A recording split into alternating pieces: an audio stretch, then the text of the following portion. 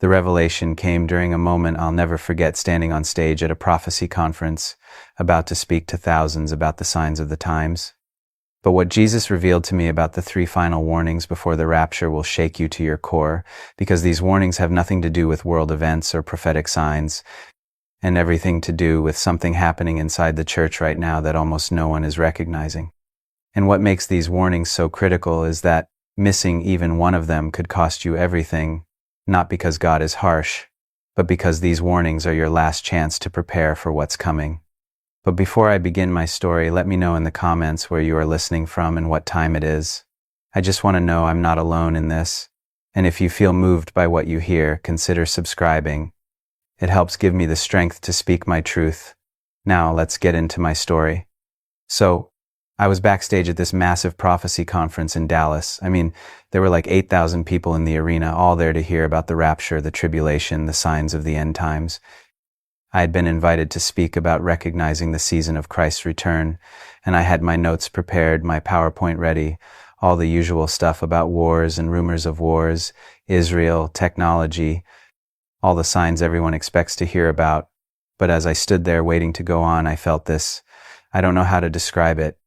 It was like this weight pressing down on my chest, this sense that I was about to tell people what they wanted to hear instead of what they needed to hear. And I found myself praying, just whispering under my breath, Jesus, are these really the signs you want me to talk about? Are these really the warnings people need to hear? And then the stage manager was motioning me forward, the music was swelling, and I walked out onto that stage with my prepared notes in my hand. But as I looked out at those 8,000 faces, all eager, all expectant, all waiting to hear about prophetic signs, something happened that I can only describe as a complete disruption of reality. The arena didn't disappear. The people didn't vanish. But suddenly I was experiencing 2 realities at once. I was standing on that stage with a microphone in my hand, but I was also in the presence of Jesus, and his expression was, it was urgent in a way I had never seen before. Jonathan, he said, and his voice cut through everything. The music, the crowd noise, my own thoughts. Don't give them what they expect. Give them what they need.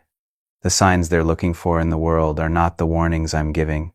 The 3 final warnings before the rapture are happening right now, inside the church, and almost no one is recognizing them. My hands started shaking. I was still standing on that stage, the audience waiting for me to speak, but I was also hearing Jesus tell me that everything I had prepared was wrong. The 3 final warnings, he continued, are not about world events. They're not about technology or politics or natural disasters. They're about what's happening to my people right now, 3 specific things that are your last chance to prepare before I return. And missing even one of these warnings could cost everything. So I'm standing there on this stage, and I put down my notes. I didn't even look at my PowerPoint. I just started speaking what Jesus was showing me in that moment, and I could see the confusion on people's faces because this wasn't what they had come to hear. I was going to talk to you about the signs of the times, I said, my voice shaking. I was going to show you charts and timelines and prophetic fulfillments. But Jesus just told me that's not what you need to hear.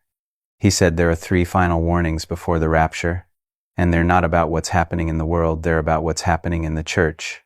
And we're missing them. The arena got really quiet. I could feel the tension, the confusion, maybe even some anger from people who had paid to hear about prophecy and were getting something completely different. But I kept going because Jesus was showing me things in real time, and I knew I had to share them even if it cost me my reputation, my platform, everything. The first warning, I said, and I was literally seeing this as I spoke, is what Jesus calls the warning of comfort. Right now, in this moment, the church is more comfortable than it's ever been in history, and Jesus is saying that this comfort is not a blessing, it's a warning. It's your final warning to choose discomfort, to choose the cost of discipleship before it's too late. I watched as this truth landed on the audience, and I could see different reactions. Some people were leaning forward, suddenly alert. Others were crossing their arms, clearly not happy with what they were hearing. But Jesus kept showing me more. Look around you, I said, and I was seeing what Jesus was showing me, the comfortable Christianity that had infected the American church. We have church buildings that look like entertainment venues. We have services that are designed for comfort rather than conviction. We have messages that make us feel good rather than call us to die to ourselves. And Jesus is saying, this comfort is your final warning. Because, I continued, my voice getting stronger as the vision intensified, when the tribulation comes, when following Christ actually costs you something, this comfortable Christianity is going to collapse. And everyone who has built their faith on comfort rather than on Christ is going to fall away. The comfort you're experiencing right now is not God's blessing, it's God's final warning to prepare for the cost that's coming. I could see people starting to shift uncomfortably in their seats. This wasn't the encouraging prophecy message they had expected, but Jesus wasn't done showing me things. The second warning, I said, and I was seeing this with such clarity it was like watching a movie, is what Jesus calls the warning of distraction. Right now, the church is more distracted than it's ever been. Distracted by politics, by culture wars, by secondary issues. And Jesus is saying that this distraction is not accidental, it's a final warning to refocus on what actually matters before the rapture occurs. And Jesus was showing me how this played out across the church. Believers who were more passionate about their political positions than about their relationship with Christ. Churches that spent more time addressing cultural issues than making disciples. Christians who could debate theology for hours but who never spent time in genuine prayer or worship. We're arguing about things that won't matter in eternity, I said, and I could feel the weight of this truth. We're fighting battles that are distracting us from the one thing that matters, being ready for Christ's return. And Jesus is saying this distraction is your final warning to refocus before it's too late. I paused, and in that pause, Jesus showed me something that made my blood run cold. He showed me what would happen to believers who missed these warnings, and it wasn't that they would lose their salvation, but they would miss the rapture. They would be left behind not because they weren't saved, but because they weren't ready. The third warning, I said, and my voice was barely above a whisper now, but the arena was so quiet that everyone could hear, is what Jesus calls the warning of self-deception. Right now, more Christians than ever before are deceiving themselves about their spiritual condition. They think they're ready for the rapture because they attend church, because they believe the right things, because they're good people. But Jesus is saying, this self-deception is your final warning to examine yourself honestly before I return. And Jesus was showing me believers across the world who were absolutely confident in their readiness for the rapture, but whose confidence was built on false foundations. They had prayed a prayer years ago and assumed that guaranteed their place in the rapture. They attended church regularly and thought that proved they were ready. They believed correct doctrine and assumed that was sufficient. But Jesus is saying, I continued, and I could feel tears starting to stream down my face, that many who think they're ready are not ready at all. Many who are confident they'll be raptured are going to be left behind. And this self-deception, this false confidence, is your final warning to examine yourself honestly, to test whether you're actually ready or just think you're ready. The arena was completely silent now. I could see people crying, people with their heads in their hands, people who looked angry, people who looked terrified. This was not the comfortable prophecy conference they had signed up for. These three warnings, I said, and Jesus was still showing me things, still revealing truths that I knew would be controversial but that I had to share, are happening right now. The comfort you're experiencing is a warning. The distraction you're caught up in is a warning. The self-deception you're living under is a warning. And Jesus is saying that these are your final warnings, your last chance to prepare before the rapture occurs. I stood there on that stage, and I knew I had just destroyed my reputation in the prophecy community. I had been invited to give a comfortable message about signs in the world, and instead I had delivered an uncomfortable message about warnings in the church. But I also knew that what I had shared was true, because Jesus had shown it to me in real time. As I walked off that stage to scattered applause and a lot of confused silence, I felt Jesus' presence intensify rather than fade. And he said something that would haunt me for, what you just shared will cost you. Many will reject this message because it makes them uncomfortable. But some will hear it, and for them, it could be the difference between being ready and being left behind. That night, back in my hotel room, I couldn't sleep. I kept replaying what had happened, kept seeing the faces of those 8,000 people, kept wondering if I had done the right thing. And at exactly 3:33 a.m. I remember the time because of its significance, my room filled with that overwhelming presence again.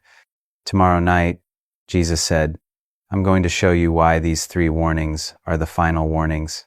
I'm going to reveal what happens to believers who miss them, and why recognizing these warnings now is the difference between being raptured and being left behind. But before the presence faded, he said something that made my heart stop.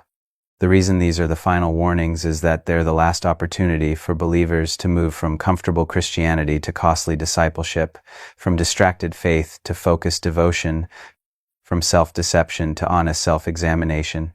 After these warnings, there are no more warnings. After this, there's only the rapture and the devastating discovery of who was ready and who was not.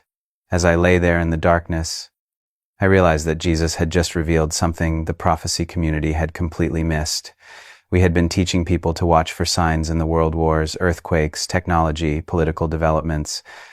But Jesus was saying that the real signs, the final warnings, were happening inside the church, and we were missing them because we were looking in the wrong direction. The question that kept me awake the rest of that night was both personal and universal. If these three warnings, comfort, distraction, and self-deception, are the final warnings before the rapture, then how many believers are missing them? How many people who think they're ready are actually living under these warnings without recognizing them? And how many will be devastated when they discover too late that they missed their final chance to prepare? I knew that tomorrow night's vision was going to show me why these warnings were so critical, and why missing even one of them could cost everything.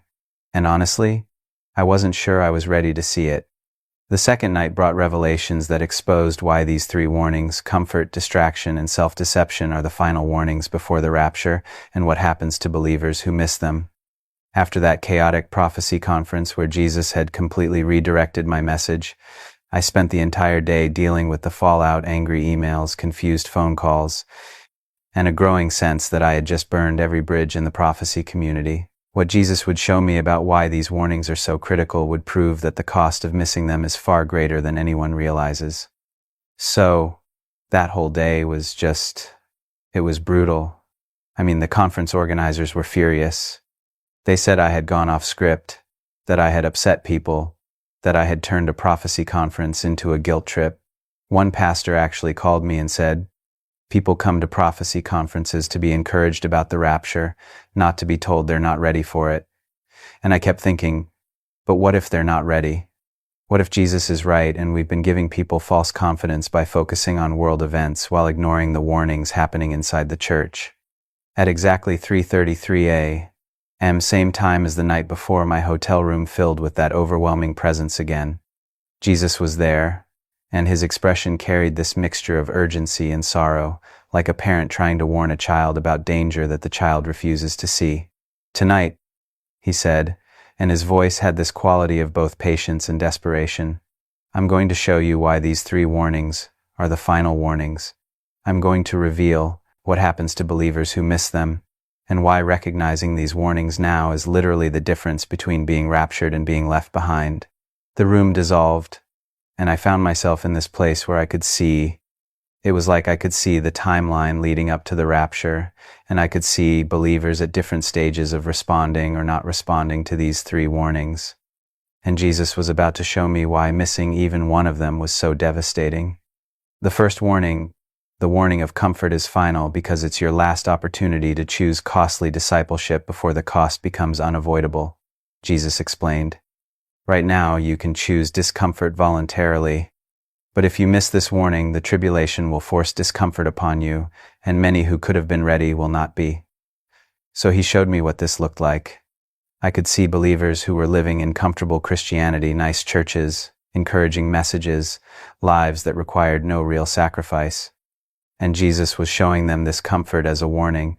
This ease you're experiencing is not normal Christianity.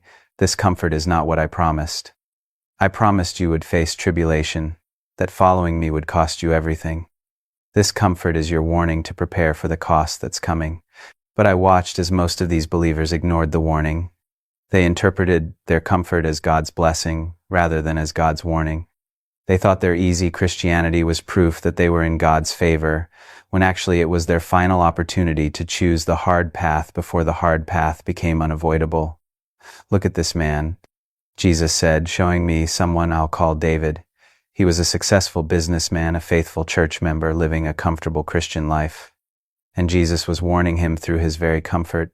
This ease is not sustainable. This comfort is not preparing you for what's coming. Choose the cost now while it's still a choice. But David didn't recognize the warning. He thought his comfortable life was God's blessing, so he stayed comfortable. He never chose to sacrifice, never chose to suffer for Christ, never chose the costly path of discipleship. And when the rapture came, I watched this happen in the vision. David was left behind, not because he wasn't saved, but because his soul had never been prepared for the cost that readiness required. This is why the warning of comfort is final, Jesus explained, and I could hear the grief in his voice. It's your last chance to choose discomfort voluntarily, to prepare your soul for costly discipleship before the cost becomes unavoidable. Those who miss this warning will face the cost anyway during the tribulation, but they'll face it unprepared, and many will fall away. The second warning was even more urgent. The second warning, the warning of distraction, is final because it's your last opportunity to refocus on what matters before the rapture reveals what actually mattered. Jesus continued, "Right now you can choose to refocus, but if you miss this warning, you'll discover at the rapture that you spent your final days focused on things that didn't matter at all." So he showed me believers who were consumed with distractions, political battles, culture wars, theological debates about secondary issues, arguments about things that wouldn't matter in eternity. And Jesus was warning them through their very distraction. What you're focused on right now is not what matters. You're spending your final days arguing about things that won't determine your readiness. Refocus now, before it's too late. But I watched as most of these believers ignored the warning. They were so convinced that their political positions mattered, that their cultural battles were important, that their theological debates were crucial, that they never heard Jesus saying, "None of this is preparing you for my return." Observe this woman, Jesus said, showing me someone I'll call Rachel. She was passionate about politics, constantly posting on social media about cultural issues, spending hours every day engaged in debates about things that Jesus was showing me were completely irrelevant to her readiness for the rapture. And Jesus was warning her through her very distraction. You're spending your final days focused on things that won't matter when I return. You're pouring your energy into battles that won't determine your eternal destiny. Refocus on me, on transformation, on becoming ready. But Rachel didn't recognize the warning. She thought her political passion was righteous, that her cultural engagement was important, that her theological debates were necessary. So she stayed distracted right up until the moment of the rapture. And when Jesus returned, I watched this in the vision. Rachel was left behind, not because she wasn't saved, but because she had spent her final opportunity for preparation focused on things that didn't prepare her at all. This is why the warning of distraction is final. Jesus explained, "It's your last chance to refocus on what actually matters, on relationship with me, on transformation, on becoming ready." Those who miss this warning will discover at the rapture that they wasted their final opportunity focused on distractions. The third warning was the most devastating of all. The third warning, the warning of self-deception, is final because it's your last opportunity to see yourself honestly before the rapture reveals the truth about your spiritual condition. Jesus said, his voice now carrying the weight of ultimate seriousness, "Right now, you can examine yourself honestly and discover whether you're ready or just think you're ready. But if you miss this warning, the rapture will reveal the truth, and for many, that revelation will be devastating." So he showed me believers who were living under self-deception, absolutely confident in their readiness for the rapture, but whose confidence was built on false foundations. They had prayed a prayer, they attended church, they believed correct doctrine, they lived moral lives, and they were certain this meant they were ready. But Jesus was warning them through their very confidence, your assurance is false. You're basing your readiness on things that don't actually prove you're ready. Examine yourself honestly now, before the rapture reveals the truth. I watched as most of these believers ignored the warning. They were so confident in their readiness that they never questioned it, never examined themselves honestly, never tested whether their assurance was based on truth or on self-deception. "Look at this pastor," Jesus said, showing me someone I'll call Michael. He had been in ministry for 30 years, had led thousands to Christ, was respected throughout his denomination, and he was absolutely confident he would be among the first raptured. But Jesus was warning him through his very confidence. Your assurance is based on your ministry success, not on your spiritual condition. You're confident because of what you've done for me. not because of what I've done in you. Examine yourself honestly before it's too late. But Michael didn't recognize the warning. He thought his ministry success proved his readiness, that his years of service guaranteed his place in the rapture. So he never examined himself honestly, never questioned his assurance, never tested whether he was actually ready or just thought he was ready. And when the rapture came, I watched this happen, and it was one of the most heartbreaking things I've ever seen. Michael was left behind. This pastor who had taught thousands about the rapture, who had written books about being ready, who had been absolutely confident in his own readiness, was standing on the ground watching others ascend, his face showing the devastating realization that his confidence had been false. This is why the warning of self-deception is final, Jesus explained, and I could hear the profound sorrow in his voice. It's your last chance to see yourself honestly, to test your assurance, to discover whether you're ready or just think you're ready. Those who miss this warning will have the truth revealed at the rapture, and for many, that revelation will be the most devastating moment of their existence. As Jesus showed me these 3 warnings and what happened to believers who missed them, a pattern began to emerge that was both clear and terrifying. These warnings were final not because God was being harsh, but because they represented the last opportunity for believers to prepare before preparation was no longer possible. But Jesus, I said, my voice shaking, why are these the final warnings? Why isn't there more time? Why can't people prepare during the tribulation? And Jesus looked at me with this expression of both love and seriousness, and he said something that made my heart stop. Jonathan, these are the final warnings, because they address the 3 things that determine readiness: willingness to pay the cost, focus on what matters, and honest self-examination. If believers miss these warnings, if they remain comfortable, distracted, and self-deceived right up until the rapture, then they're not ready, and the tribulation will force them to face what they refuse to face voluntarily. The believers who miss these warnings, he continued, will still be saved. They'll still go to heaven eventually, but they'll miss the rapture because they missed their final opportunity to prepare. They chose comfort over cost, distraction over focus, self-deception over honest examination, and that choice will cost them everything, not their salvation, but their readiness. I watched as Jesus showed me the moment of the rapture, and I could see the devastating realization on the faces of believers who had missed the warnings.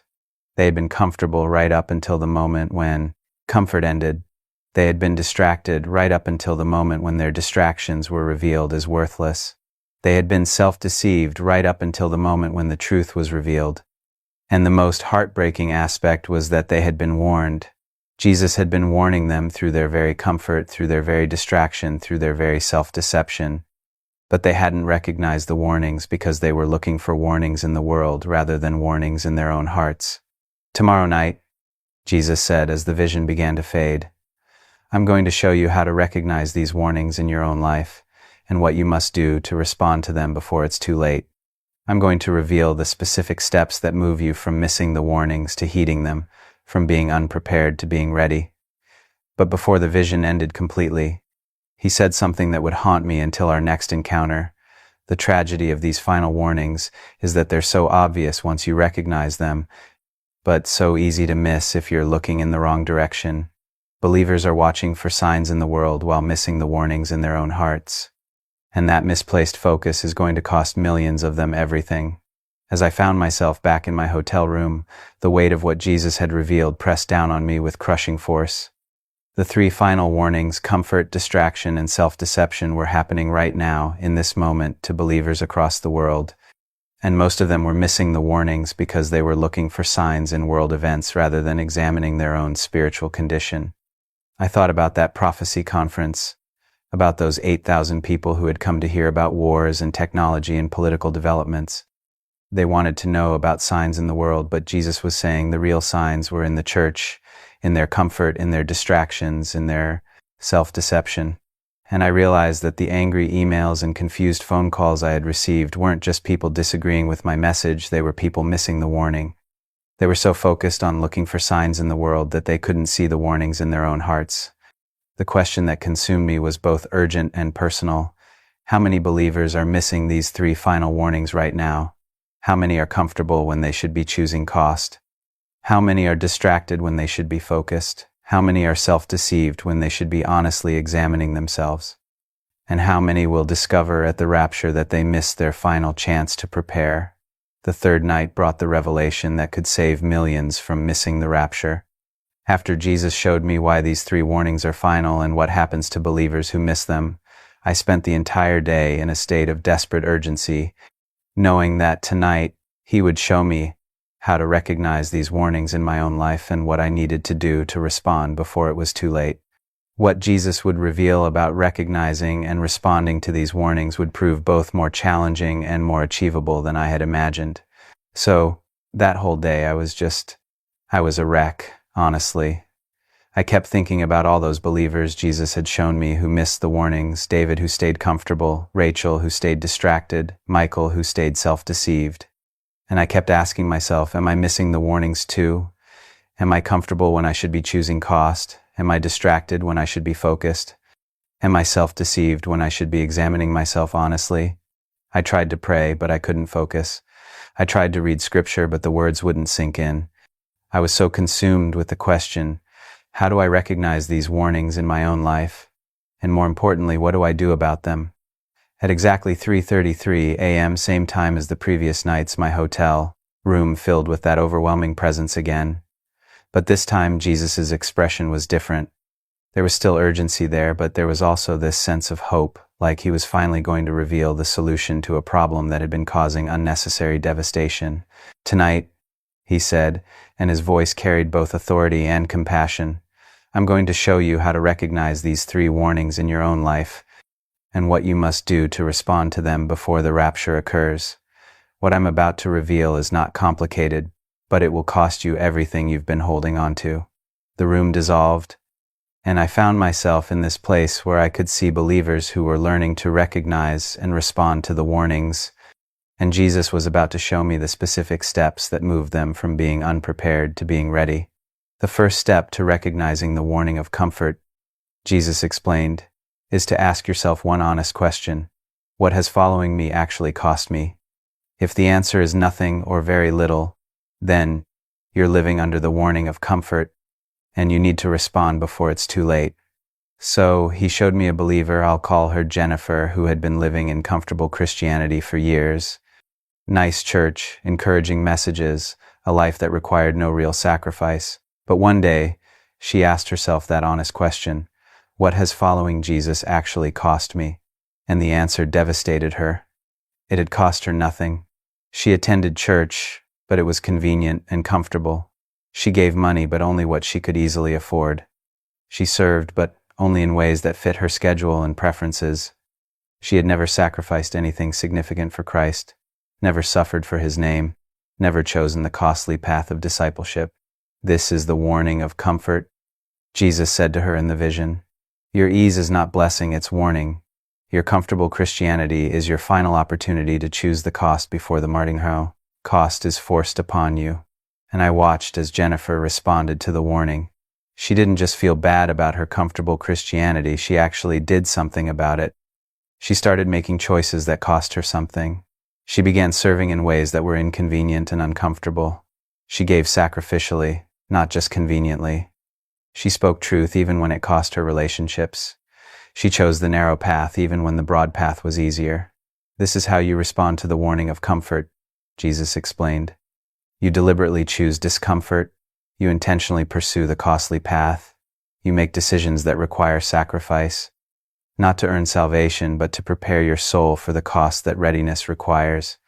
The second step addressed the warning of distraction. The second step to recognizing the warning of distraction, Jesus continued, is to examine what you're actually spending your time, energy, and passion on. If you're more passionate about politics than prayer, more engaged with culture wars than with Christ, more focused on secondary issues than on your own transformation, then you're living under the warning of distraction. So He showed me a believer, I'll call him Marcus, who had been consumed with political and cultural battles. He spent hours every day on social media, arguing about issues, defending his positions, engaging in debates. He was passionate, engaged, and absolutely convinced that what he was doing mattered.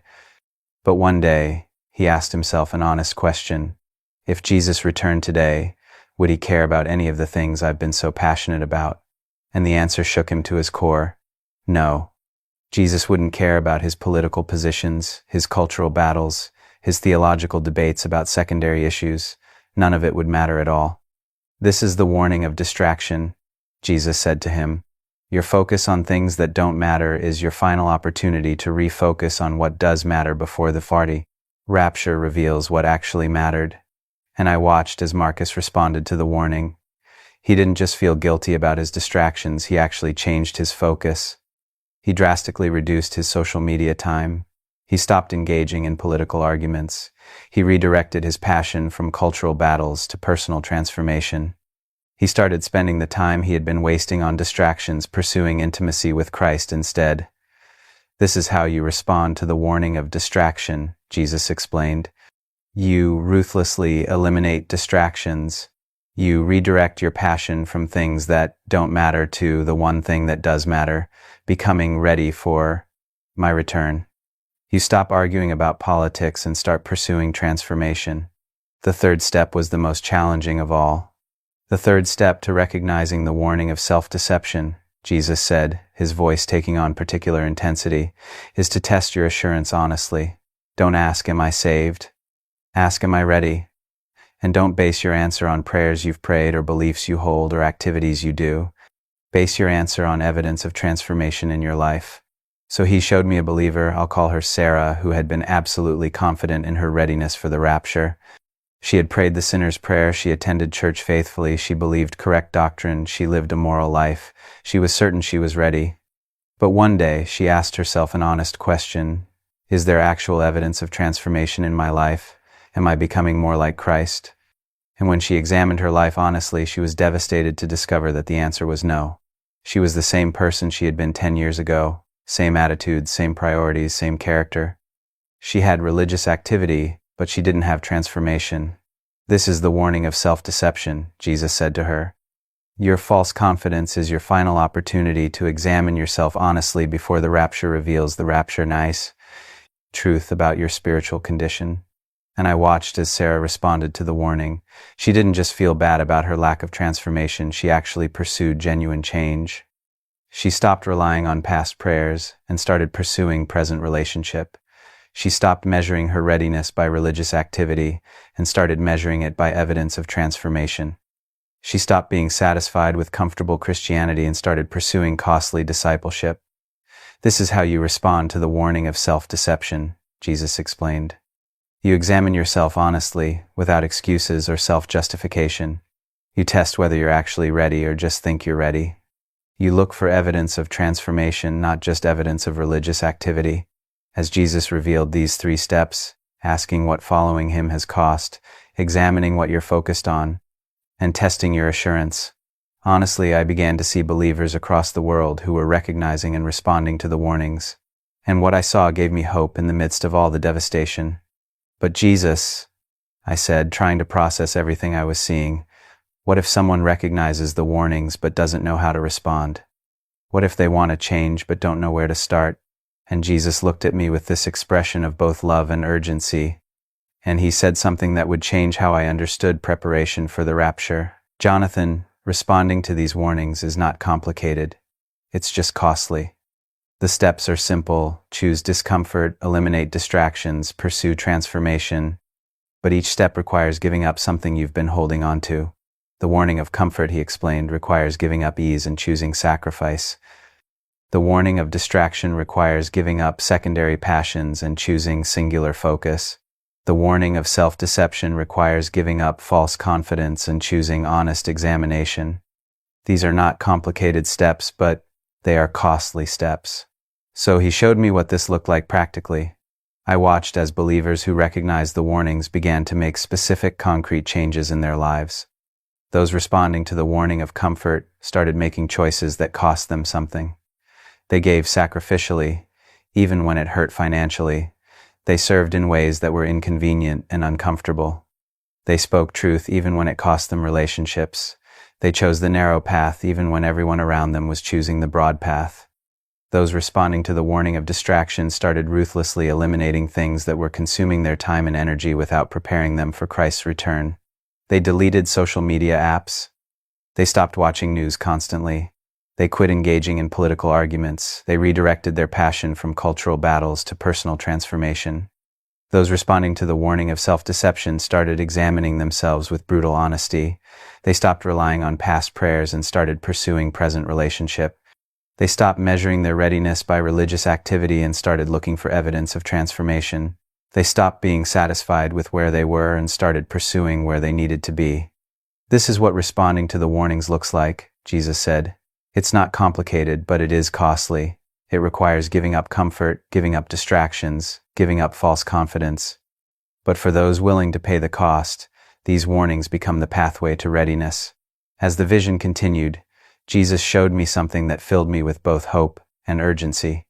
He showed me that there was still time to respond to the warnings, but that time was running out. Right now, he said, in this moment, any believer can recognize these warnings and respond to them. The warning of comfort is still active. You can still choose discomfort voluntarily. The warning of distraction is still active. You can still refocus on what matters. The warning of self-deception is still active. You can still examine yourself honestly and pursue genuine transformation. But, he continued, and his voice carried the weight of ultimate seriousness, these warnings are final. There will not be another opportunity after these. If you miss these warnings, if you remain comfortable, distracted, and self-deceived right up until the rapture, then you will not be ready. And missing readiness will cost you everything, not your salvation, but your place in the first resurrection.